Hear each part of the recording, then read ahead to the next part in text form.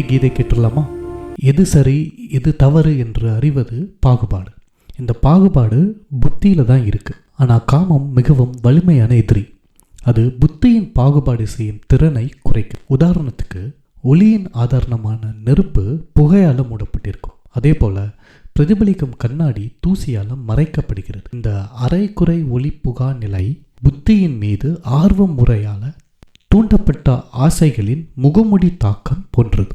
இதுக்கு ஒரு குட்டி கதை கேட்டலாம். ஒரு மனுஷன் டெய்லி சாயந்தரம் பார்த்திங்கன்னா காட்டுக்கு பக்கத்தில் நடைபயிற்சி கொள்கிறார். ஒரு நாள் சாயந்தரம் அவர் நடக்கும்போது கொஞ்சம் அதிகமாக நடந்துடுறாரு. சூரியன் மறைய தொடங்குது. அவர் காட்டை விட்டு வெளியே திரும்ப ட்ரை பண்ணும்போது திடீர்னு பார்த்தா அந்த இடத்துல ஒரு விலங்கை பார்க்குறாரு. அந்த கொடூர விலங்குலேருந்து தப்பிக்க அவர் என்ன பண்ணுறாரு, காட்டுக்கு உள்ளே ஓட ஆரம்பிக்கிறார். சடனாக ஒரு சூனியக்காரியை பார்க்குறாரு. அதிலிருந்து தடம் மாறி வேறு இடத்துக்கு ஓடுறாரு. அப்புறம் இருட்டானதுனால மறுபடியும் பள்ளத்தில் விழுந்து ஒரு மரத்தில் சிக்கி தலைகீழாக தொங்கிக்கிட்டு இருக்கார். சில நேரம் கழித்து தான் அவருக்கு ஞாபகம் வருது. அப்போ பார்க்கும்போது கீழே ஒரு பாம்பு தன்னை கடிக்கிறதுக்கு வெயிட் பண்ணிகிட்டு இருக்கிறதையும் பார்க்குறாரு. இது எல்லாத்துக்கும் நடுவில் ஒரு குளவி வந்து அவரை கொட்ட ஆரம்பிக்குது. இப்பேற்பட்ட நிலையில் அவர் சிரிக்க ஆரம்பிக்கிறார். ஏன்னா மேல் நோக்கி பார்த்த அவர் தேன் கூட பார்க்குறாரு. அதுலேருந்து தான் குளவிகள் வந்து கொட்டுது. அந்த தேனில் இருக்கிற தேன் கூட்டில் இருக்கிற தேன் அவருடைய நாக்கில் வந்து விழுகுது.